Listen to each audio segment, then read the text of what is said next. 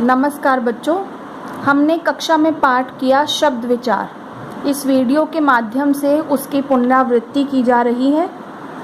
शब्द वर्णों के मेल से बनने वाली भाषा की सार्थक व स्वतंत्र इकाई जिसका कोशीय अर्थ होता है शब्द कहलाती है। कोशीय अर्थ अर्थात जिसका कोश में अर्थ है, डिक्शनरी में जिसका अर्थ है। उदाहरण, वर्ण क, म, ल के मेल से शब्द बनता है कमल, कलम और लमक। इन वर्णों को आगे पीछे करने से आप ये 3 शब्द निर्मित कर सकते हैं। परंतु कमल व कलम का अर्थ है जैसे कमल फूल और कलम लिखने वाली तुलिका, लेखनी, पेन। जबकि लमक का कोशीय अर्थ नहीं, तो यह निरर्थक शब्द है। कुछ निरर्थक शब्दों का प्रयोग केवल सार्थक शब्दों को पूर्णता देने के लिए होता है, जैसे चाय वाय, पानी वानी, टिक्की शिक्की आदि। व्याकरण में केवल सार्थक शब्दों का ही महत्व है। अब बात करते हैं पद की। पद शब्द जब तक वाक्य में प्रयुक्त नहीं किए जाते स्वतंत्र होते हैं, परंतु जब वाक्य में इनका प्रयोग किया जाता है तो इन शब्दों का अस्तित्व स्वतंत्र न रहकर वाक्य के लिंग, वचन, कारक और क्रिया के नियमों से अनुशासित हो जाता है।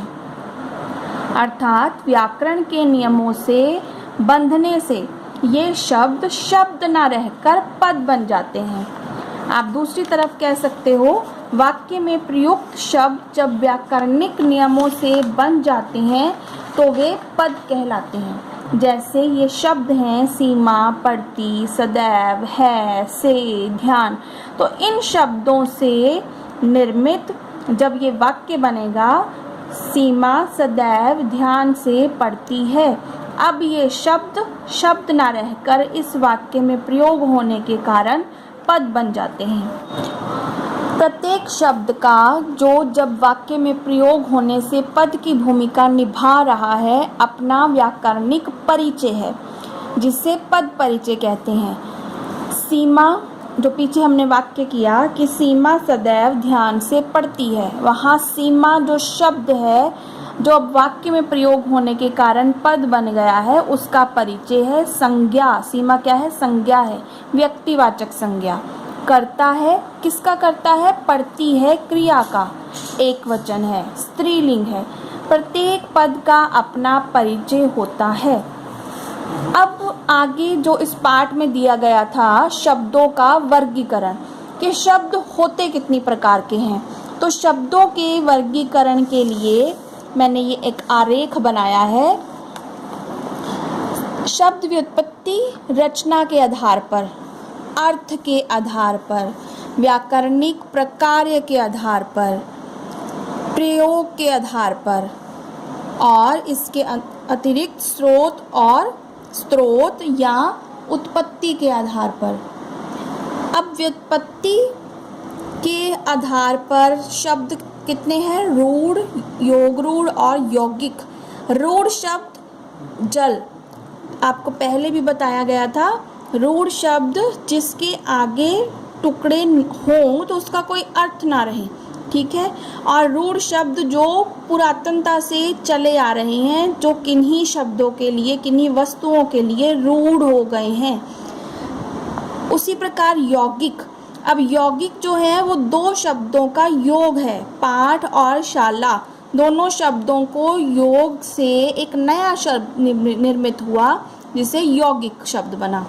योगरूढ़ होते तो वो यौगिक हैं, नील और कंठ 2 शब्दों का योग है, लेकिन क्या है? ये रूढ़ है, किसी विशेष के लिए है। नीलकंठ कहा जाता है भगवान शिव को। तो व्युत्पत्ति के आधार पर कितने भेद हैं? रूढ़, यौगिक और योगरूढ़। उसके बाद स्रोत या उत्पत्ति के आधार पर कि शब्द निर्मित कैसे हुए, तो शब्द हैं तत्सम, तद्भव, देशज, विदेशी और संकर। तत्सम शब्द जो संस्कृत के शब्द हैं और ज्यों के त्यों, जैसे के तैसे हमने हिंदी भाषा में प्रयोग किए। जैसे उदाहरणार्थ अग्नि, अग्नि संस्कृत का शब्द है, लेकिन जब मैं इसका रूप बदल कर प्रयोग करती हूँ तो वह तद्भव शब्द बन जाता है। इससे बना हुआ, संस्कृत शब्दों से बदला हुआ रूप, अग्नि का रूप बदला आग। ऐसे बहुत से संस्कृत के शब्द हैं जो हम हिंदी में प्रयोग करते हैं तो हम उसका रूप बदलते हैं तो उन्हें तद्भव शब्द कहते हैं। देशज शब्द, जो देश के विभिन्न राज्यों में, विभिन्न प्रदेशों में अपने अपने शब्द हैं, जैसे कि यहाँ दिया गया है पगड़ी। अब और शब्द जैसे कि दादा, दादा जो है पिता को कहते हैं, लेकिन बंगाल में दादा बड़े भाई को भी कहते हैं। इस प्रकार हर प्रदेश के अपने अपने शब्द हैं, उन्हें देशज शब्द कहते हैं, जो देश में उत्पन्न हुए, देश प्लस ज, देश में उत्पन्न हुए। उसके बाद आते हैं विदेशी शब्द, जैसे मैंने लिखा है डॉक्टर। विदेशी विभिन्न भाषाओं के शब्द, अंग्रेजी के, चीन के, पुर्तगाली और अरबी, फारसी, ऐसे बहुत से शब्द हैं जो दूसरी भाषाओं के हैं, लेकिन हमने हिंदी भाषा में उनका प्रयोग किया है और हिंदी में इस तरह रच बस गए हैं मानो वो हिंदी के ही शब्द हों। जैसे कि फारसी जो शब्द है खून, लाश, लेकिन हम हिंदी में प्रयोग करते हैं। उसी प्रकार संतरा, साबुन, चाबी पुर्तगाली शब्द हैं, लेकिन हम हिंदी में प्रयोग करते हैं। हमने, हमारी जो हिंदी भाषा है, इसने अन्य भाषाओं के शब्द जो हैं उनका प्रयोग इस प्रकार कर लिया है, इस प्रकार अपना लिया है उन्हें मानो वो हिंदी के शब्द हों। इसी प्रकार है संकर शब्द। संकर शब्द अर्थात दो भाषाओं के शब्द मिलकर बनते हैं, एक शब्द हिंदी का, एक शब्द अंग्रेजी का। जैसे यहाँ टिकट अंग्रेजी का और हिंदी का घर मिलकर बनता है टिकट घर। ऐसे ही रेलगाड़ी, रेल अंग्रेजी का, गाड़ी हिंदी का। ऐसे बहुत सारे और शब्द हैं जो हैं तो अलग अलग भाषाओं के, लेकिन दोनों भाषाओं को मिलाकर जब एक तीसरा नया शब्द बनता है उन्हें कहते हैं संकर शब्द। जैसे कि वर्षगांठ, वर्ष संस्कृत का शब्द है और गांठ हिंदी का शब्द, तो मिलाकर बना वर्षगांठ। अर्थात आपका जो साल में आपका जन्मदिन आता है, शादी की सालगिरह आती है, वर्षगांठ। उसके बाद आगे जो है अर्थ के आधार पर आप पर्यायवाची शब्द करते हैं, अनेकार्थक शब्द करते हैं, विलोम, एकार्थक, श्रुति भिन्नार्थक शब्द। तो ये सारे शब्द जो हैं वो अर्थ के आधार पे हैं, ठीक है। शब्द पर्यायवाची जैसे दिवस है, दिवस शब्द का अर्थ हम दिन, वार, वासर अर्थात कई अर्थों में लेते हैं। ऐसे अनेकार्थक शब्द, पत्र शब्द के अनेक अर्थ हैं, पत्र पत्ते को भी कहते हैं और पत्र चिट्ठी को भी कहते हैं। ऐसे विलोम शब्द हैं, विलोम आय व्यय, आना जाना, ऐसे जो विपरीत अर्थ देते हैं, उल्टा अर्थ देते हैं। एकार्थक शब्द, शब्दों के एक ही अर्थ होते हैं लेकिन फिर भी व्याकरणिक दृष्टि से उनमें कुछ भिन्नता होती है। जैसे प्रार्थना शब्द दिया है, अनुरोध शब्द दिया है। प्रार्थना अर्थात हम अपने बड़े के आगे एक विनती करते हैं कि आप ऐसा कीजिए, जैसे मुझे मेरी आपसे प्रार्थना है कि मुझे 2 दिन का अवकाश दीजिए। अनुरोध जो है अपने बराबर वालों से किया जाता है, अपने छोटों से किया जा सकता है। जैसे मंच संचालक का जो है, मंच का संचालन करते हुए कमेंट्री करते कह सकती हैं कि मैं अब चेयरमैन सर से अनुरोध करती हूँ कि 2 शब्द कहें, ऐसे। उसके बाद अनेक शब्दों के लिए एक शब्द, जब बहुत सारे शब्द बिखरे पड़े हैं और उनको इकट्ठा किया जाता है तो ज़्यादा शब्दों के लिए एक शब्द का प्रयोग किया जाता है। दूर की सोचने वाला, दूरदर्शी, बहुत बोलने वाला, वाचाल, बहुत सारे शब्दों के लिए एक शब्द। श्रुति सम भिन्नार्थक, जो श्रुति सम सुनते हुए समान लगते हैं। अवधि और अवधि तो सिर्फ एक मात्रा का फर्क है और सुनने में समान लगने के कारण इन्हें हम कहते हैं श्रुति सम भिन्नार्थक, लेकिन इनके अर्थ जो हैं वह भिन्न होते हैं। अवधि समय और अवधि भाषा। ऐसे ही प्रयोग के आधार पर शब्द हैं, तकनीकी शब्द हैं और सामान्य शब्द हैं। तकनीकी, टेक्निकल, जो हमारी प्रशासनिक दफ्तरी भाषा में विज्ञान के क्षेत्र में आते हैं ऐसे शब्द, जैसे चेयरमैन है, सचिव है। विज्ञान के क्षेत्र में आप भौतिकी कहते हैं, रसायन शब्द है, ये सारे टेक्निकल, तकनीकी शब्द हैं। उसी प्रकार अंत में है इसका व्याकरणिक प्रकार के आधार पर शब्द विकारी और अविकारी। अविकारी अर्थात जिसमें बदलाव होता है, अर्थात जो बदले जा सकते हैं। विकारी शब्द हैं 4: संज्ञा, सर्वनाम, विशेषण और क्रिया। इनमें लिंग वचन के कारक के आधार पे बदलाव हो जाता है।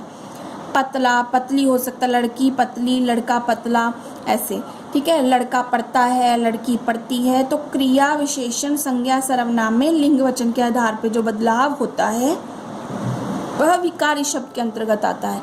और अविकारी जिसमें बदलाव नहीं होता, जिसमें विकार उत्पन्न नहीं होता, अविकारी भी कह सकते हैं। इसे आप अव्यय भी कहते हैं।